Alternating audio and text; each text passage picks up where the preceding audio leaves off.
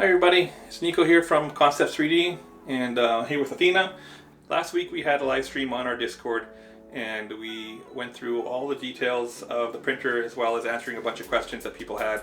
We had intended to record that video and release it on our YouTube channel, but we had some problems with the recordings and that didn't work out. So I'm making this video now to answer anybody's previous questions and go over every detail that we went through in that live stream so that anybody who missed out on that can see what we were talking about. I'm going to start off this video with some Q&A. We had a live stream Q&A channel where people were posting questions before the stream, and so I'll just go through these questions one by one and try to answer them the best I can. So we'll start off with C1C4 asking how's the UI coming along. So we have the UI has been revamped, the web UI has been revamped, and we will be going into more detail on that later in this video, doing some close-ups of the touchscreen interface as well as the web UI to show everybody what's new, what's different, and how it all works. He also asks about showing off the printer a little bit more, so he wants to see more close-ups as well as the exhaust port that we've added. So we will be going into more detail on the printer itself later in this video as well.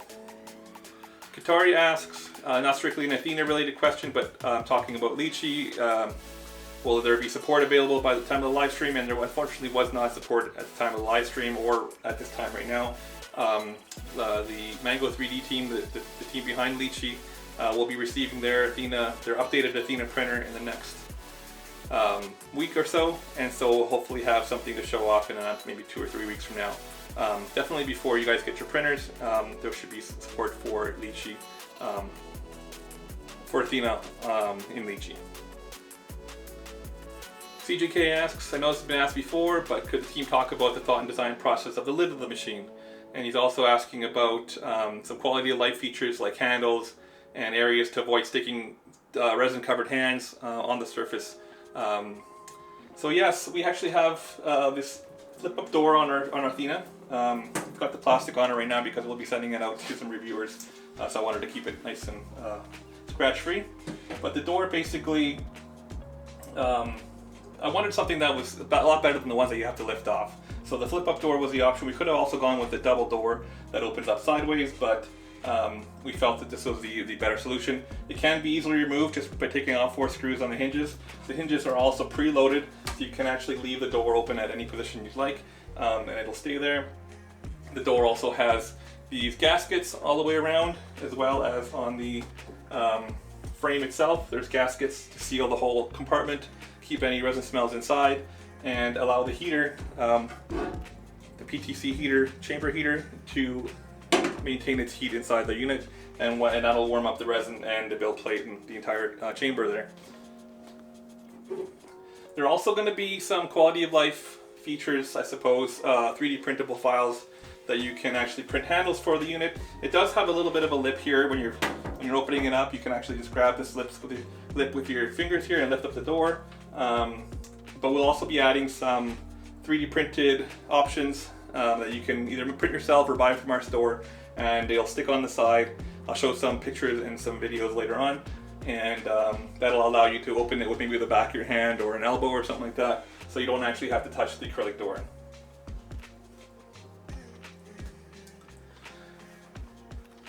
CGK asks about the onboard slicer. So Athena has an onboard slicer. You can upload an STL file directly to the printer and via USB port on the front or via Wi-Fi or Ethernet, and it'll take the STL file and slice it on the Raspberry Pi inside, and then once it's ready you can have it automatically start a print.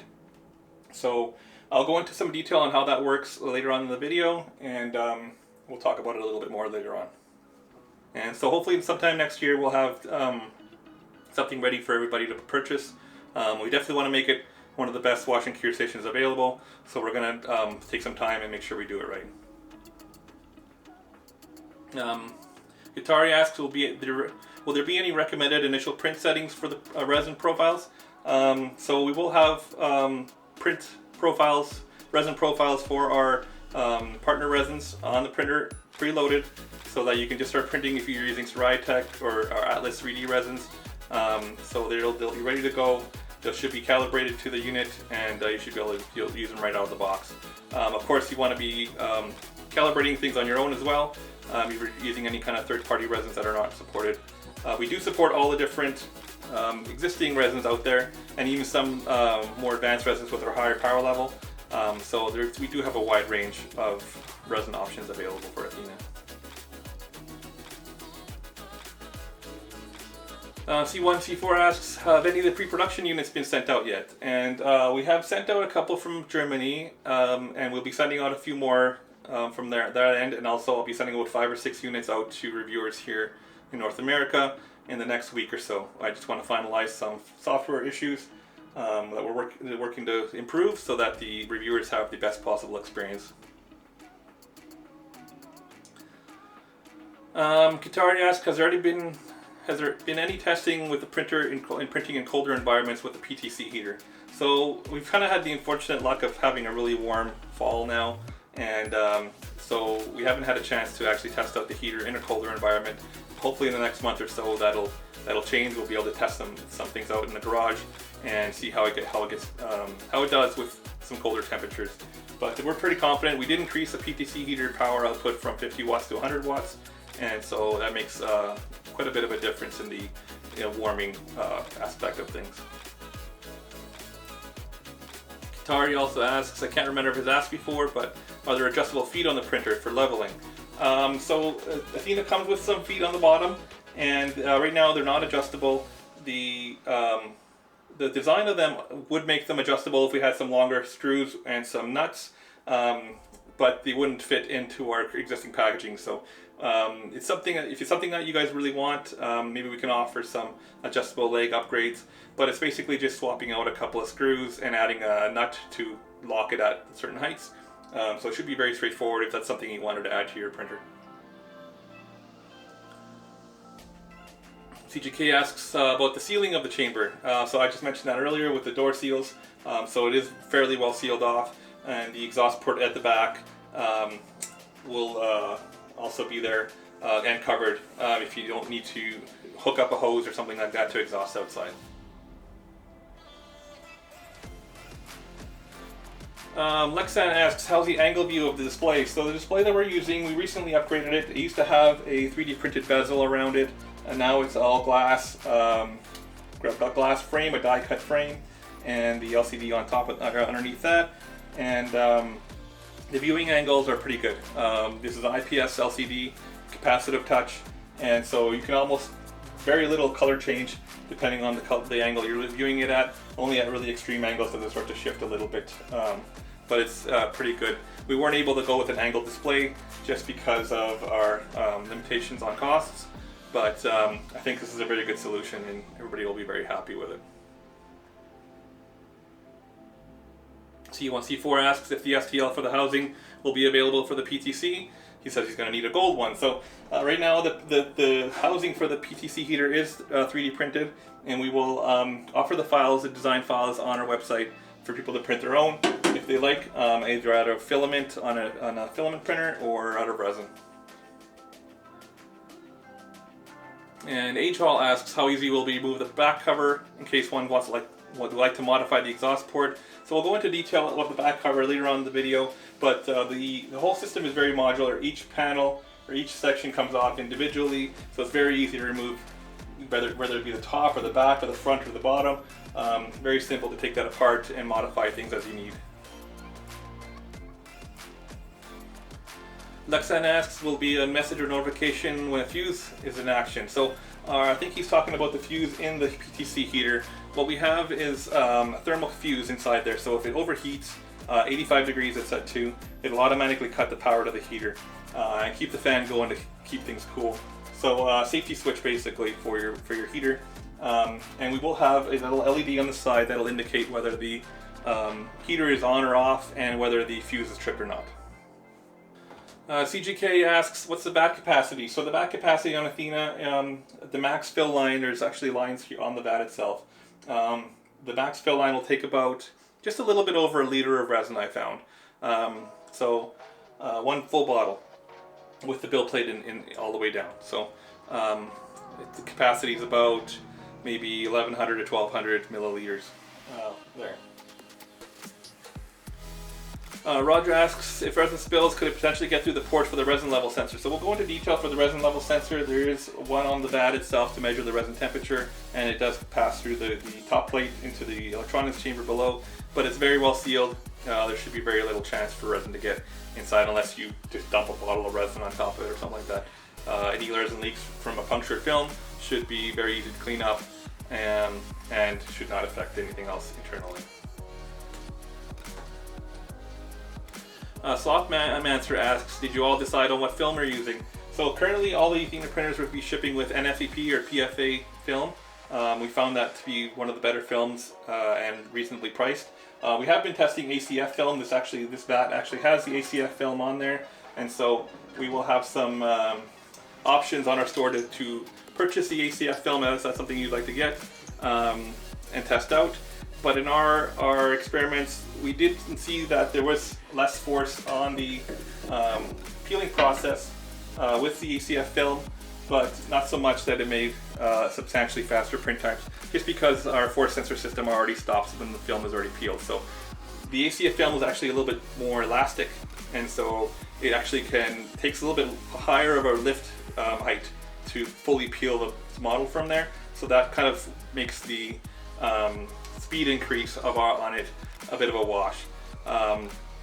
We could decrease the acceleration and the lift speed like some of the other printers do to achieve those faster speeds with ACF, but we found that unless you're really printing very sparse models, those faster speeds are going to cause some artifacts on the model itself.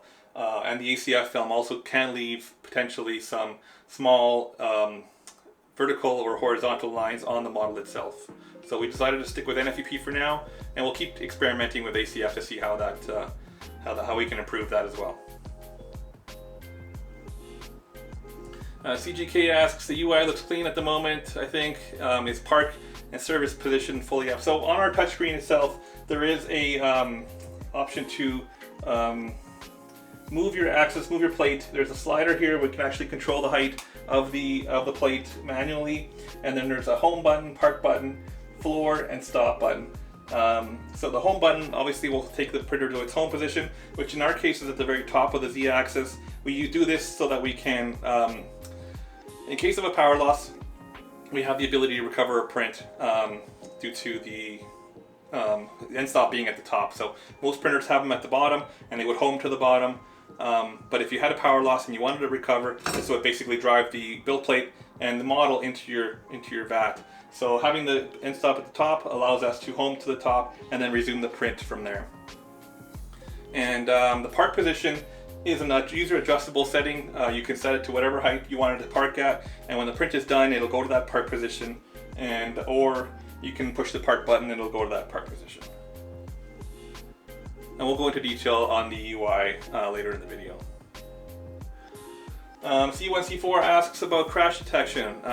With the slider bar, will it actually detect a crash if you slide the slider bar all the way down and you have something on there by accident? Say you were at the end of a print and you were trying to move things out of the way and you accidentally slid it down.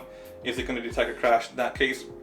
And the crash detection will work anytime the Z-axis is moving towards the LCD. So there should be no issues. There should be no chance for you to actually crash and damage your LCD, and hopefully as well prevent punctures of the film.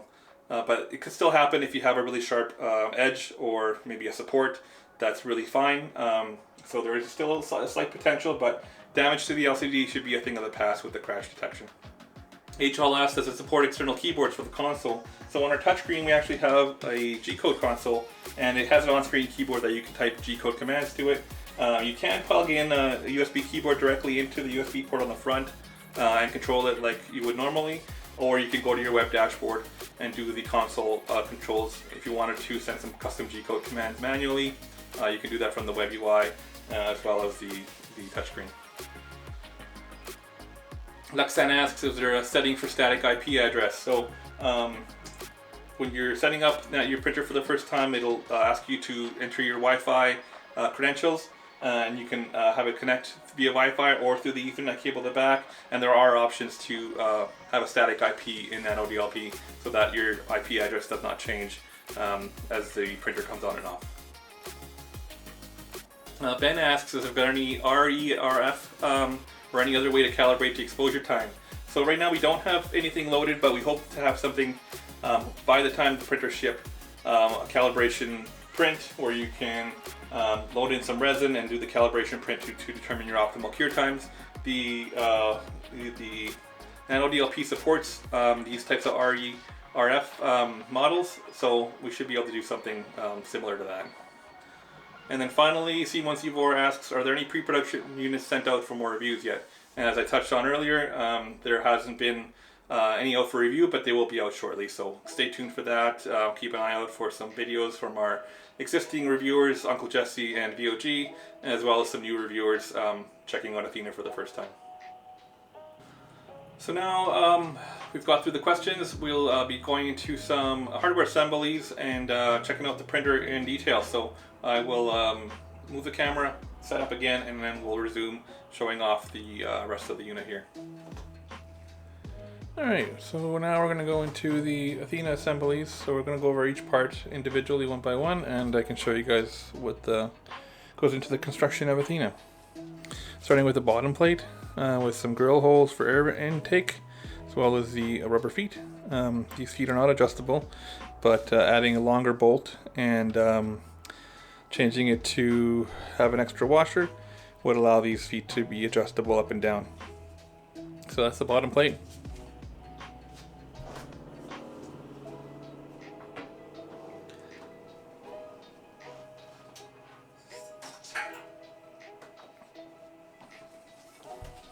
Next up we have the back panel. So the back panel contains the main power input, the Ethernet port, and the time-lapse camera port. This will also contain an 80mm fan. We're going to be shifting it over from the left side of the printer to the back side here to help with electronics cooling. And these just plug into the power board, the Athena main board, and also the Athena main board Ethernet port.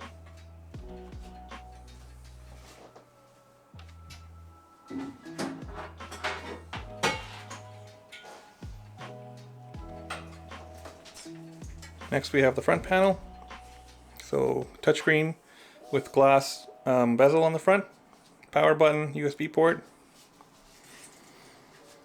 And also the Wi-Fi antenna is contained here. It's behind this this fabric tape. And the cable runs back to the Athena main board along with the USB port. And as well we have the power button, which is a 7-pin connector for dual color LED. And the touchscreen cable, which plugs into the Athena main board. This fan port will be getting removed from here and moving to the back, like I explained on the last parts.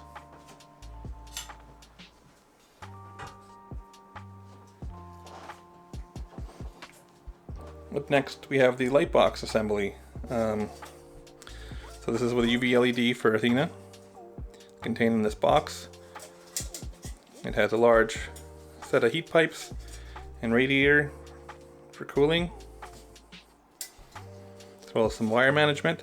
This fan will be moved to the back side like I mentioned before, so this won't be here, but we will have these louvered grills, but they'll be built into the metal body.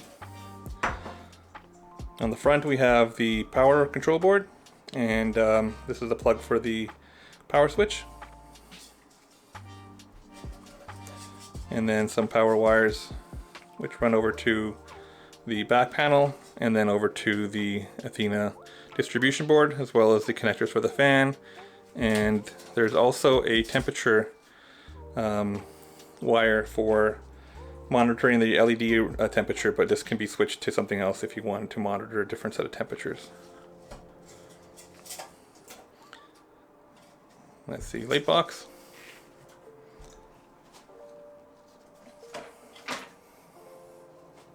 Next we have the main electronics board. This gets mounted inside the printer. The right side is the LED driver. So it's a high power driver. PWM controlled via this cable here by Athena, the main board. And also the main board contains the video control board, which is swappable. So this just pulls off, and you can change this board for different video boards to be able to run different LCDs. Also on here is the SD card, the input for the touchscreen, the input for the power control board. There's a camera port here on the Pi board, Ethernet, USB ports, 2 fan headers, which are 4-pin fans for running the speed controlled and RPM monitoring. These yellow jumpers can be switched between 24 volt and 12 for these fans, so you can run 24 volt or 12 volt fans. There's also a USB breakout port, I2C port, power in, 24 volt out controlled, PWM controlled, 12 volt PWM controlled, and 5 volt PWM controlled outputs. Then we have the stepper motor, and there's also a header on the side here of the stepper motor for external stepper motor drivers, so this can just break out the step and direction signals. And then the PWM wire is here. Above that is the lower end stop input, the upper end stop input, and the resin lapse or time lapse camera port. And we only use the top end stop for now, so this bottom one will be open for other inputs. Then we have the 2 resin temperature and LED temperature inputs, but you can use these for different monitoring temperatures for anything. Below that we have some pins for the RGB LED, a servo if you wanted to include a servo for some reason, and then also there's a 2-pin jumper here where you can control the voltage of the time-lapse port between 5 volts and 3.3 volts. So if you had a 5 volt camera or 3.3 volt camera, you can adjust that here. Next we have the main plate, which contains the LCD, all the mounting for the VAT, the build arm,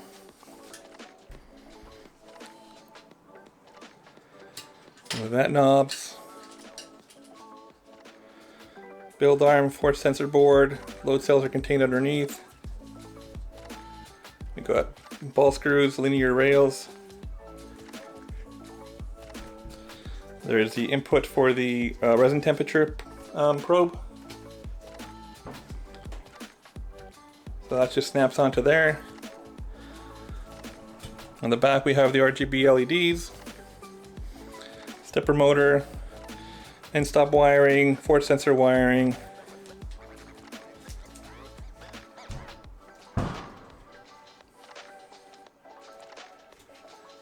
Bottom side you can see the Fresnel lens and the LCD, and then the LCD board. This actually gets attached to the light board, the light box, sorry.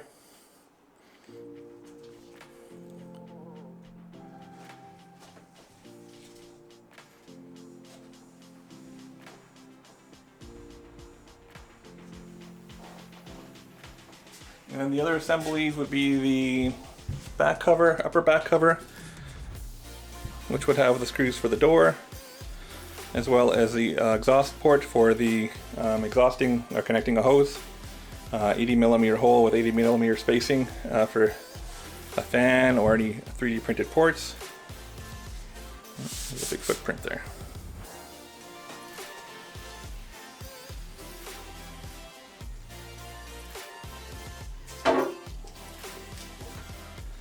We have the acrylic door with the preloaded hinges.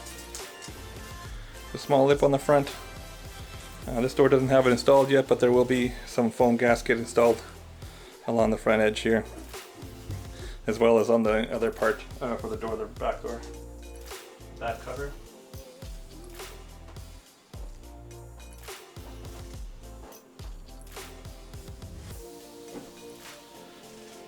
We have the resin vat with the max and the recommended fill lines. There's little feet, little screws that the vat can sit on, so the film does not touch the surface that it's sitting on.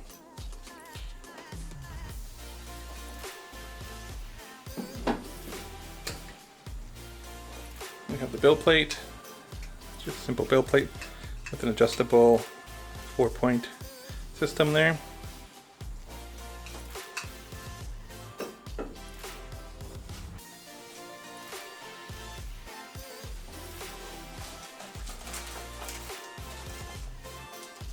well, we have all the accessories that come with the printer.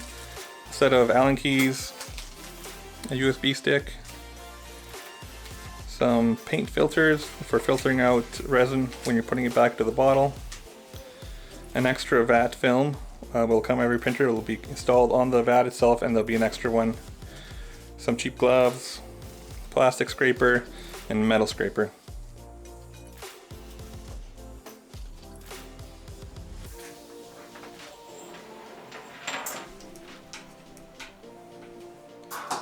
As well, we have the power supply that'll be included with every printer. It's a Delta Electronics power supply, 24 volts, 7.5 amp, universal, so it works from 100 to 240 volt. Connector is right angle DC barrel connector. And then the plug will obviously be dependent on the country, but this is a North American plug, so our standard North American end on it.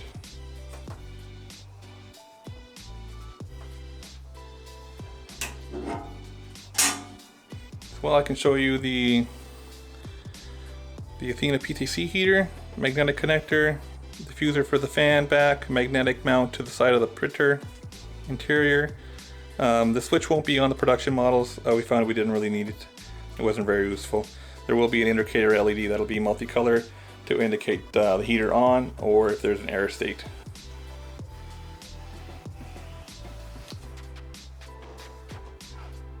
I believe that's it for the assemblies.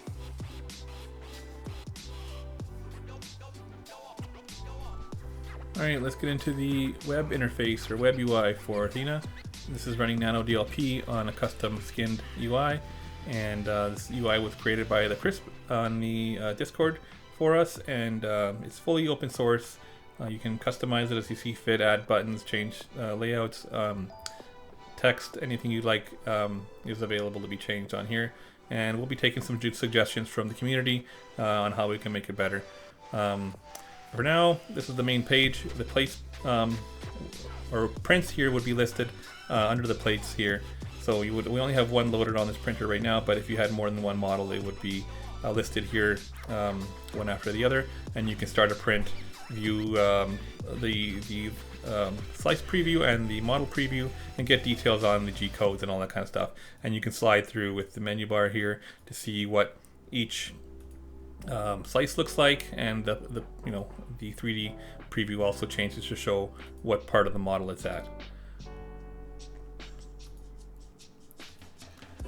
As well, on the main page, there's the analytics chart button, which opens up the force sensor charts, so we can actually view all the details here. There's not only just force sensor, there's also temperatures, layer details, all kinds of stuff is available here. And this would just scroll by, showing us all the details. And you can save all this as a CSV file for later viewing, and reset stats, change the update interval, and all that kind of stuff. There's also options to turn the heater on and off manually, or you can have it be automatic. At the start of a print, the heater would come on, and it would wait till it reaches a certain temperature before allowing the print to continue, or turning the heater off.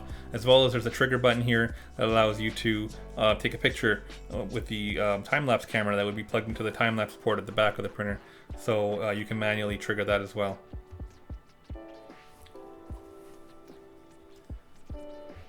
On this page as well, you can see at the top there's a power button and reset buttons. This allows you to turn off the printer or restart it, reload Nano DLP. Shows the connection status right now. You can change it from expert mode to simple mode, and it shows you the printer name and the build version, the UI version that's on right now. Under plates page is very similar to the first one, where it would list all your plates. Here you can delete plates.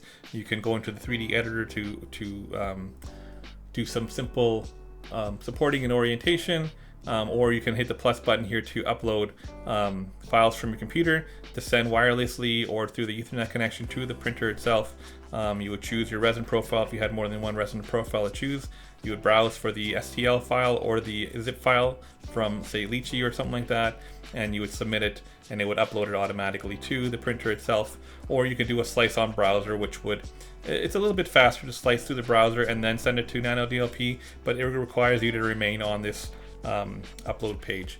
As well, if you had a USB stick either plugged into your computer or on the printer itself, you can load files that way as well.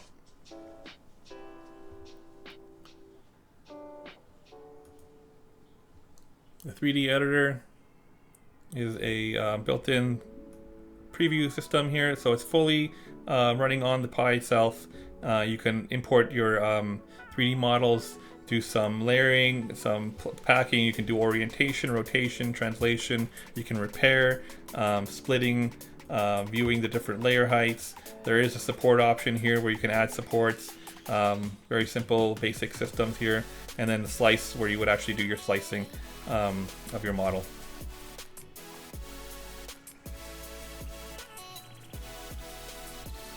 Under the resin profile tab at the top is where you would have all your resin profiles. These would also be on your slicer like Lychee if you wanted to do a slicing on your computer as normal. On other printers, they all use slicers to prepare the models, so you can do that if you're used to that type of workflow.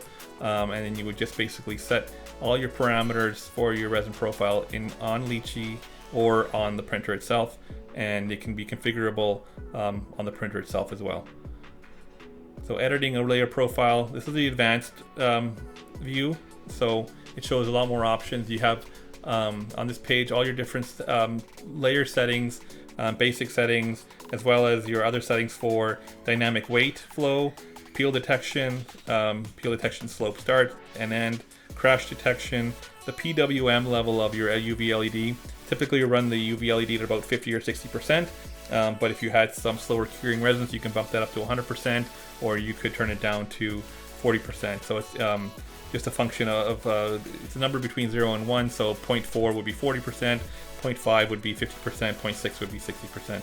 And then there's also a threshold for the resin level detection system, so you can have a little bit of extra room when you're detecting the resin level.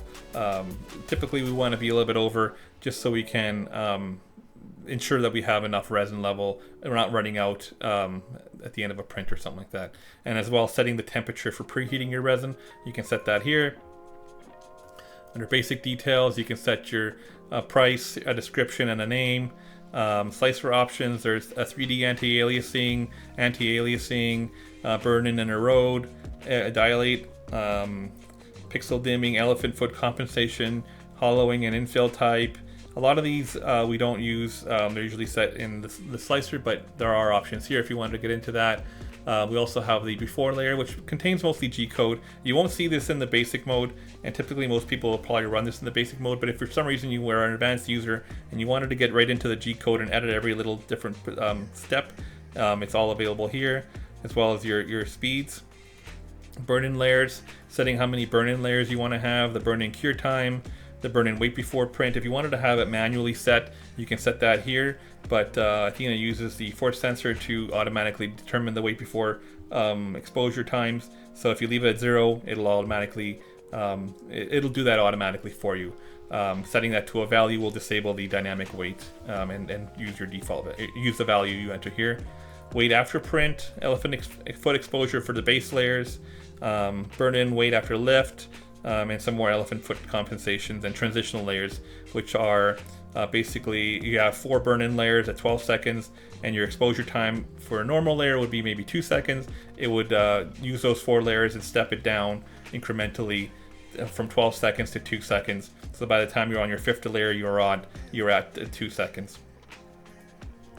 Normal layer is where you set your layer thickness, your normal cure times, your wait before print times if you wanted to do that again without dynamic wait. And there's also some extra parameters here if you wanted to set a dynamic cure time, dynamic lift speeds, or the dynamic wait settings.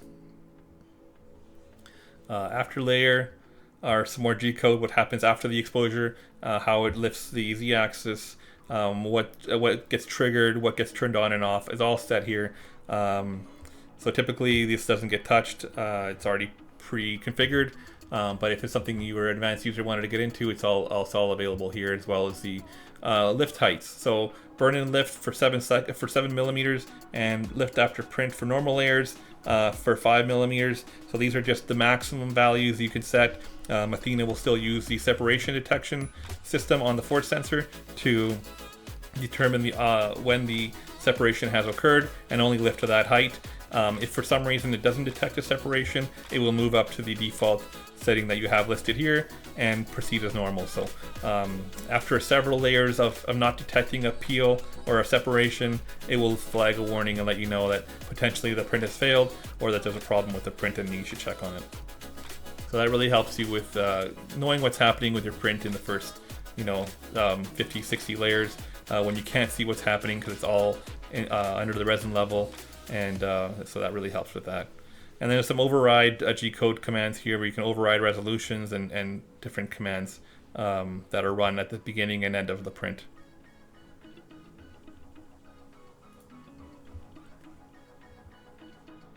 And then under the Systems tab, you have a whole bunch of different menus available. The Z-axis control, where you can set your distance to move, up or down, park, top, bottom, stop, and the current level that the Z-axis is at. You can do the display calibration as same as you could on the UI on the touchscreen. There's all the machine settings, so it goes into quite a bit of parameters you can adjust, all the way from your printer name to settings like all the machine settings, display engine, axis movement, ramps controller, hardware, the appearance. You can change the way the UI looks from the Athena Dark to a different themes. There's different themes available. You can play a sound after the print is completed. So those are all available through this machine settings menu. There's the ramps terminal, which is the G-code terminal for the printer, where you can actually send G-code commands to the Athena board, the clipper basically. M105 is a temperature command. I just sent that, and it responded with the temperatures for the CPU, the MCU, the resin temperature, and the UV LED. Right now the resin temperature probe is not plugged in, so it's giving us a -50 value just because it doesn't know what the current temperature is. You can set password protection for your printer, so users and admin can have different access to the printer, as well as remote access to the printer, and then lock out different sections of your printer from being accessed through the password protection. There's also custom buttons, so you can add any custom buttons you want. You saw some of the heater on and off and trigger buttons on the main page there, and these are them here, and you can create as many more buttons and put them where you would like. On the Z-axis page, the display calibration, or the dashboard itself, and they can have them pop up at different times, whether they're when it's idling, printing, or if it's hidden. And also change the color of the button. The status page gives you all the details of the print, everything that's happening with the printer, all the different commands and errors and everything like that is all listed here.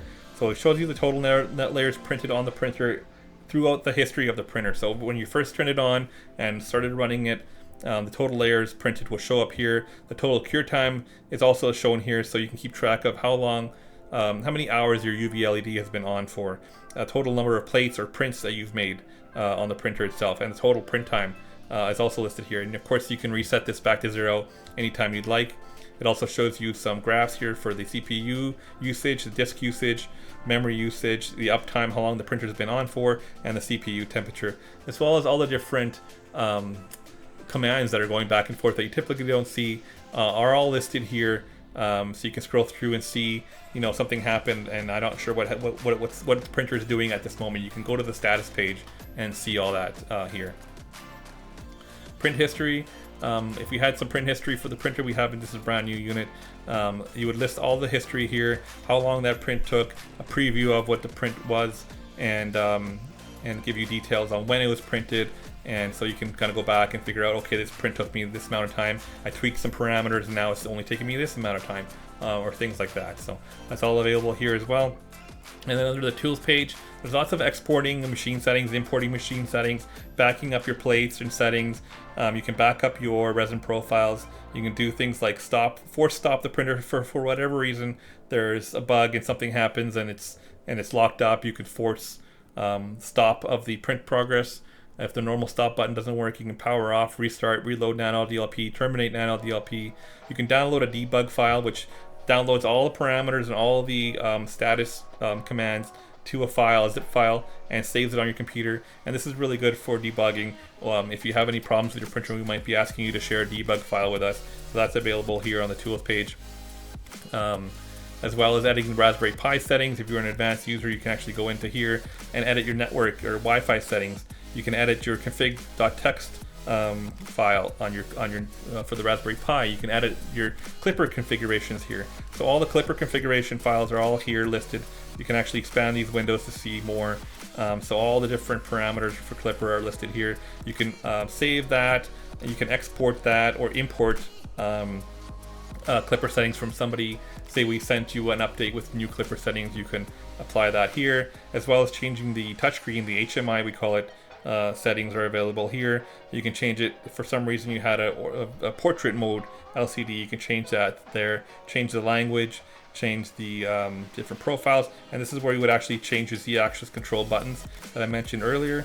0.1, 1, and 10, you can change that to 5 millimeters or 100 millimeters, so that on the Z-axis control on the touchscreen, those values would be there. And we even do rotation for the touchscreen. If you had an upside down screen for some reason, you can rotate that there as well.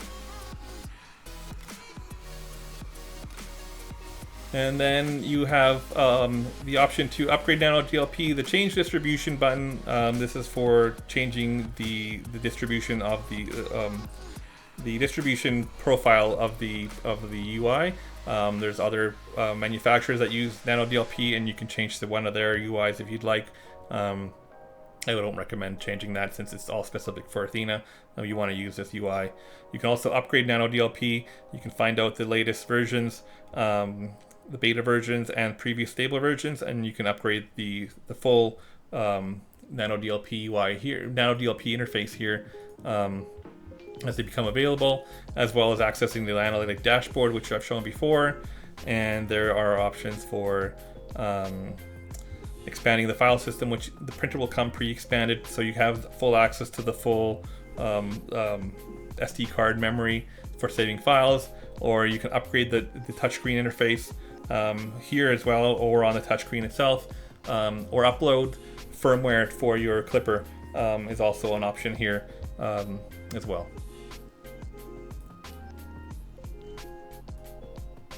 I can go into the basic mode through this menu or through unchecking that box there. And now this just shows the basic menu. So if I go back, not a lot has changed on the main pages or the plates page, but if I go into the resin profiles now, you will see the simplified menu. It gets rid of a lot of the extra options that are not typically used. And it just displays the options that are most commonly changed. So layer thicknesses, burn-in layer, transitional layer, UV, LED, PWM is all listed here. It's listed as a percent now, so it makes it a little bit easier to understand. Exposure times, weight before, weight after, are all available here. If you check dynamic weight, you won't be able to enter a time here because dynamic weight's going to work. But if you wanted to enter time, you can uncheck that and it'll use this manual setting. Normal exposure settings are also available here. Lift distances are here. Slicer options, if you wanted to enable anti-aliasing, it's typically on by default. Elephant foot exposure, and then the detection systems are all listed here at the bottom for you to adjust parameters. Also, the system now has a lot less to show. The main settings are here now. There aren't any machine settings, so you don't go into the machine settings and change any G-code. Same with the resin profiles, there aren't any G-codes to change here. They're already set behind the scenes. The tools have been really simplified to get rid of any extra configuration settings that aren't typically used, just the main settings. So for any basic or new users, this is the menu type you probably want to use, and it just makes it much easier. There's not a lot of confusing different menus and areas where that maybe if you're not experienced with G-code or anything like that, you don't need to access those things. Those are already manually set. So that's the basic mode. And that's the web interface in a nutshell.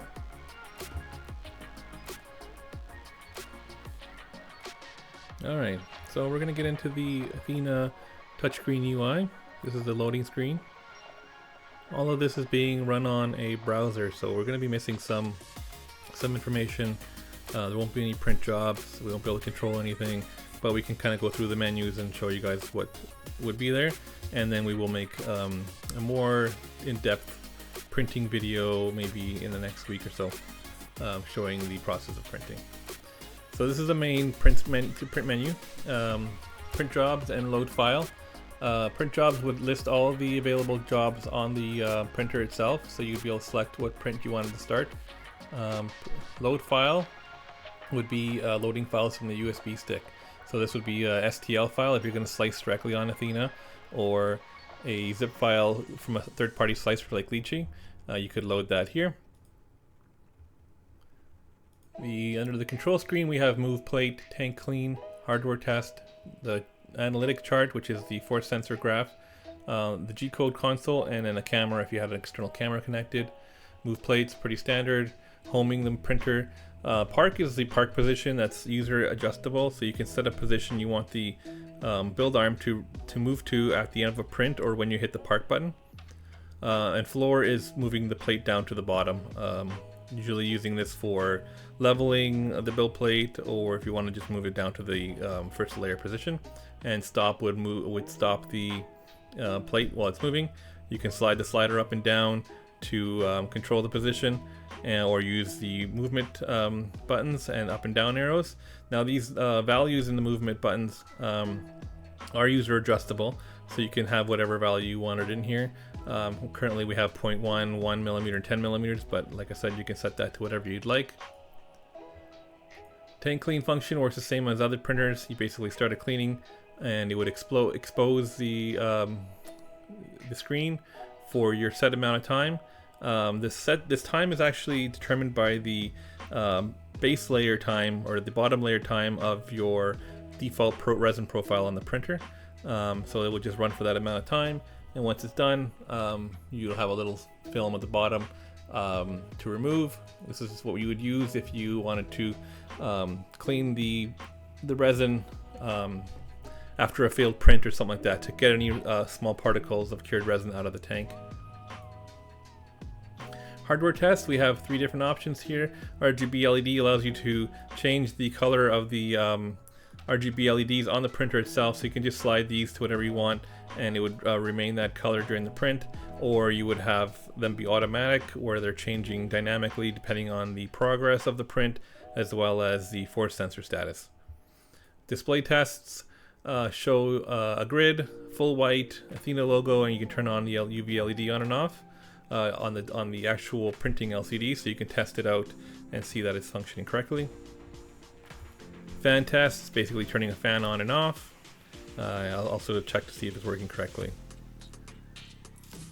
Chart page, there's nothing here, but you would see a line graph moving by if the chart was working. G-code console are all the G-codes that get sent to the Clipper firmware to control the different hardware things that we have, different hardware we have connected to the board. And then camera would be where we would see the camera displayed, either a Pi camera or a USB camera plugged into the USB port. They would show up here. Settings page, you have your resin profiles. You can actually edit resin profiles here. It's not showing any resin profiles currently because we're running it in a browser and it's just not connected to any printer.